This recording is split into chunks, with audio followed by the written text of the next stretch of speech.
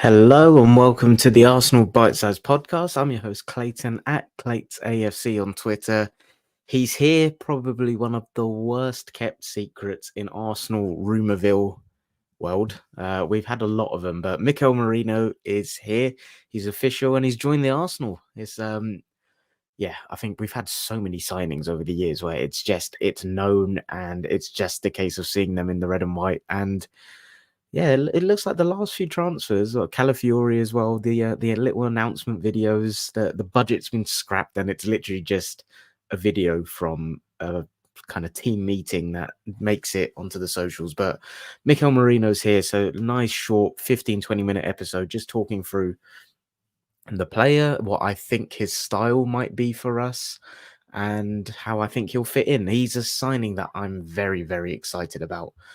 I've said this before. I don't think it's on paper like a sexy one, but I think it's one that has the potential to be such a sensible and smart one and effective one for us. I used the analogy of this with Nemo when we did our Villa. I can't remember if it was the preview or the review pod, but he is someone that I think is just going to make other areas of the team better. I use the analogy of like Thanos in Avengers with the Infinity Stones. And when you just need one final stone to make it all come together. And I said, I know Marino's not endgame, but it's more the impact he is going to have on everything else around him. I think we've finally replaced Granit Xhaka's profile as the left eight. Let's be real. We've experimented a lot in that position. We've had Havertz there. We've had Rice there. Trossard's played 1 or 2 games in there. Who else? I feel like we've played someone else there as well that's escaped my mind. But Vieira, we've touted as someone that could play there, but obviously he's out on loan at Porto now. So I just think it's a profile where we finally replaced Granit Xhaka, just that seamless left-footed player that can that can play inside in the interior and drift outside. I used to love the rotations positionally in the 22-23 season between Zinchenko and Xhaka. So even though they were playing in different lines, Zinchenko was in the first line, Xhaka was in the second line, there was always one of them on the exterior, one of them in the interior. And I don't think we've had that seamless rotation since Xhaka's gone.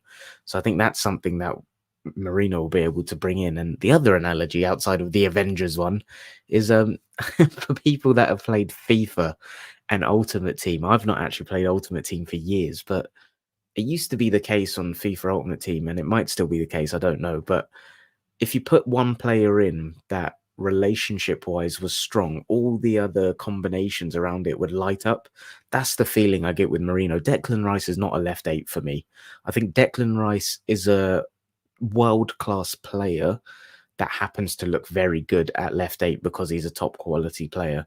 I don't think that's where you get the best of him. I think he is best at the base. And I know nowadays there's this real narrative around your number 6 has to be a needle threading passer because of the likes of Rodri, Zubamendi, and like your Xavis and all of those players that have existed. It is okay to have a different profile of 6. You can supplement the ball progression in a different way. What Rice can do off the ball, not many others can. So I don't know why that is the benchmark in terms of if you're a 6, you have to be the best ball progressor in the world. You can be the best ball-winning midfielder in the world.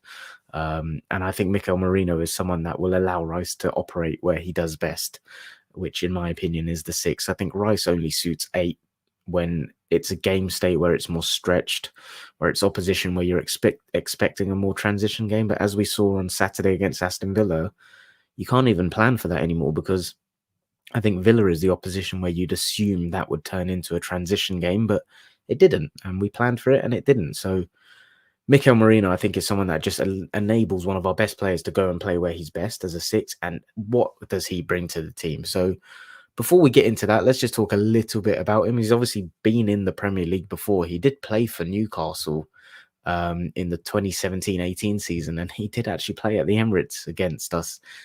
He made 14 starts for Newcastle that season, but he's been an ever-present at Sociedad since he left Newcastle. So he left Newcastle in 2018 and joined Sociedad then. And every year he's made at least 20 24 starts. So he's very, I assume, available. That season, he made 24 starts when he went to them. But every single season, it's like 24 appearances minimum. 24 for Newcastle, 29, 36, 26, 34, 33, 32. So, yeah, he's a very durable player, I think, looking at that. We all know he loves a duel. I don't think that's a secret. Seen that was one of the first things he mentioned in his interviews, and you've seen it. I'm sure we've all done our research on him as a player. Loves a duel. And I'm sure I read that he was top for all.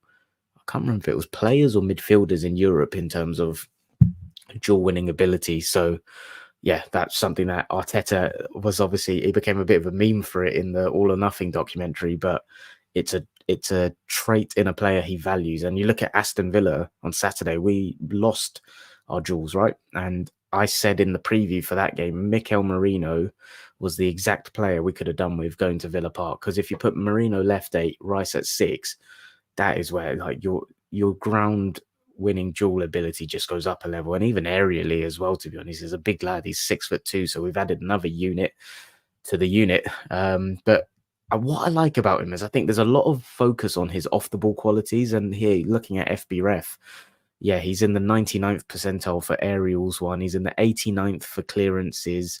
Tackles, he's in the 85th percentile. I obviously mentioned about duels. He's like the best in Europe for that, but it's on the ball as well. He is that very stereotypical cultured Spanish footballer. Like, give him the ball in a tight area and he can receive it with his back to goal. He can take the ball on the half turn. I think the thing with Declan Rice is why I say he's not a left 8. He is not a pocket player for me. And Mikel Merino is a very strange one where for a 6'2" powerful player, he's got that really light-footed technique on him as well. He can take the ball in tight areas. He's very nimble in that position. He can take it on a half turn and then thread a needle pass. I don't look at Declan Rice as that type of player. I look at Declan Rice as more of a transitional 8 where he can run with it, be powerful. I look at Merino as someone that can carry the ball. Even though I don't think that's his biggest strength, he's got the ability to do it, but it's his technical quality in the tight areas where he'll make the difference for us. And I think, like I said, for me, this isn't the most sexy signing, but I think it has the potential to be one of the most underrated bits of business in terms of the knock-on impact it has for the rest of the team. I think it gives us another layer in terms of what we can do tactically, in the terms, like I said, you can play Rice there, you can play Merino there. I think he will interchange with Rice. I think Rice will be the 6 and Merino will be the 8, but there'll be periods in the game where they're more of a double pivot. One's a 6, one's an 8, and they're consistently rotating. And I think that's the thing that we lost with Xhaka going. That positional rotation within zones on the left-hand side hasn't been so strong. I think we've got people that can carry out instructions and do it, but there's a difference between having people that carry out instructions and do something and when you can just tell something's very natural to someone. And I think this is what we're going to see with Merino. I really think he will go a long way to making sure the left-hand side is as threatening as the right-hand side. We're so used to that triangle of White, Odegaard, and Saka on the right. I think we had it on the left with, it was Zinchenko, Xhaka, Martinelli, and I know Jesus was a big cog in that centre-forward area that helped unlock the left as well. I can't stress enough what I think Merino is going to do for this. So really, really exciting signing for me. I think he gives us the power in that midfield as well as the technical ability. And I look at Rice, Merino, and Odegaard as a midfield trio, and I think it's one of the best around. I really do. I think it's got everything in terms of the dual winning ability. Odegaard's all of them are like physical powerhouses in different aesthetic ways. Rice, they call him a horse, right? Merino is a 6'2" dual winning monster. Odegaard covers ground in the way he presses like no one else I can see doing as a he's like he's perceived as a traditional number 10, but he's an 8, right? And I think it's a really smart bit of business. I just like what it gives us. It gives us more variety. Like, there's certain games where we can now alternate between Rice, Jorginho, or Partey as a 6. We can play Merino there. As a result, it mixes up what we can do as the left 8. But for me, this is clear. It's another indicator, though, of how Havertz is viewed, and I think he'll be used as the number 9 most of the season. Like, I knew that anyway, but I thought with Jesus being around, maybe Havertz, the left 8 experiment wasn't fully over. I think Havertz is the number 9 for almost every game now. Yeah, whereas before I thought Jesus would get 2, 3, 4 starts. I think Merino for me solidifies what Arteta thinks. And the other thing I really like about this is it's the age profile. He's 28 years old, right? And we've got such a talented player in Ethan Nwaneri waiting in the wings.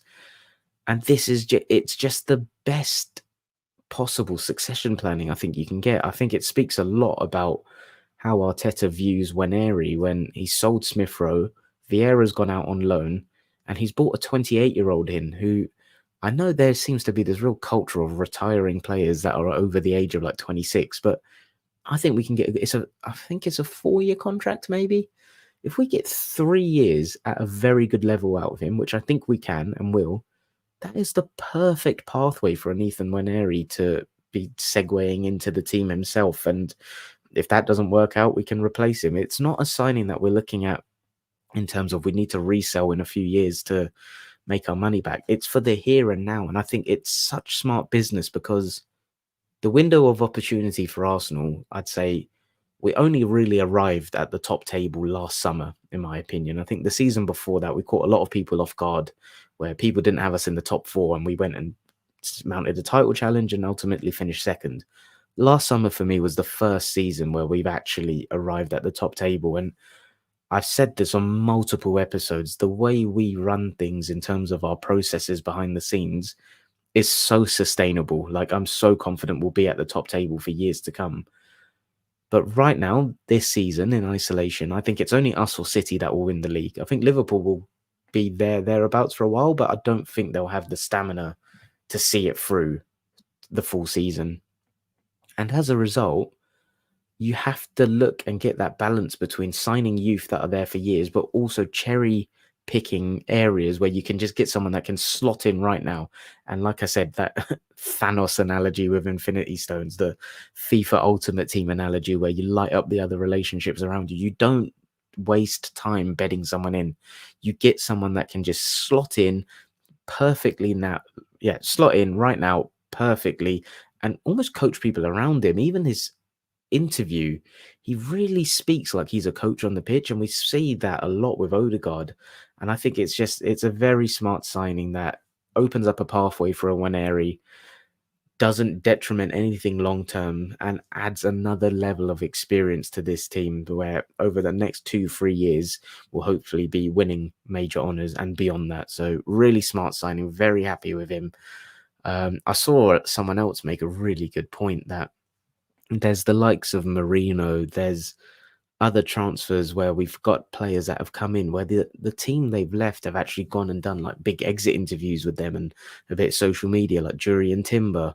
I think Bologna did something for Calafiori, and I think that speaks a lot to the testament of the people that we're signing, not just the players, but the actual human person. Like it sounds like we're getting the right characters in the door as well. So yeah, honestly, I still think we'll get a wide forward. I still think we need a wide forward, but this for me, in terms of what it unlocks for the left-hand side, in terms of what it adds to the midfield in terms of power and technique, I'm so excited with this one. I really think this has potential to be a huge, huge signing. And it'll be interesting to see how he integrates him because I think Arteta does love party, doesn't he?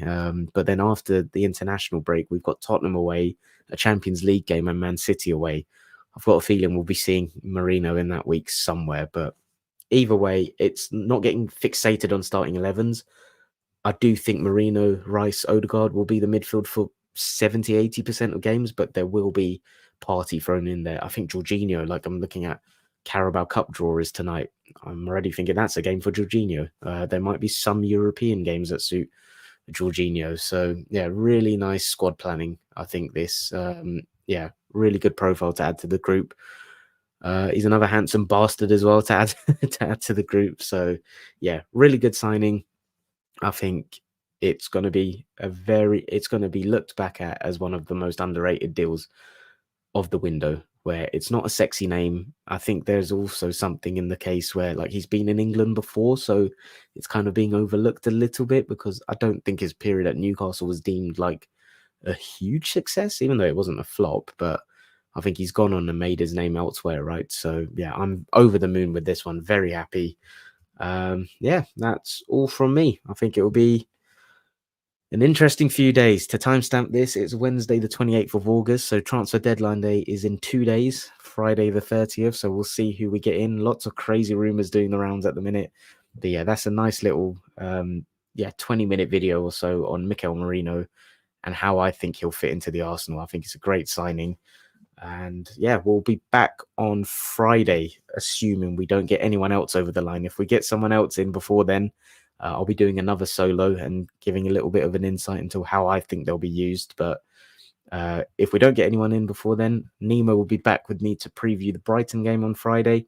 There's been a lot of you in the chat, so I'll quickly shout out some of you guys. So Nick Fadley, thanks for joining. Big up. Tommy Gunn, afternoon, everyone. Uncle Mike, oi oi. And he also says, seen something they may play Odegaard left, Merino right. Not sure myself. No, I don't think that's the case.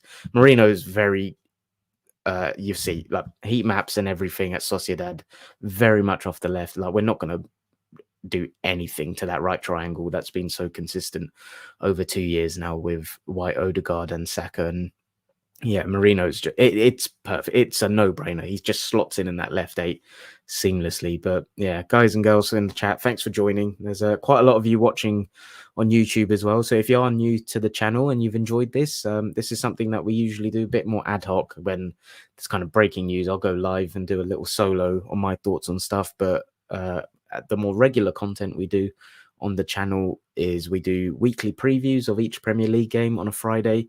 We'll kind of talk through the press conferences, any talking points. We'll both give our predicted lineups.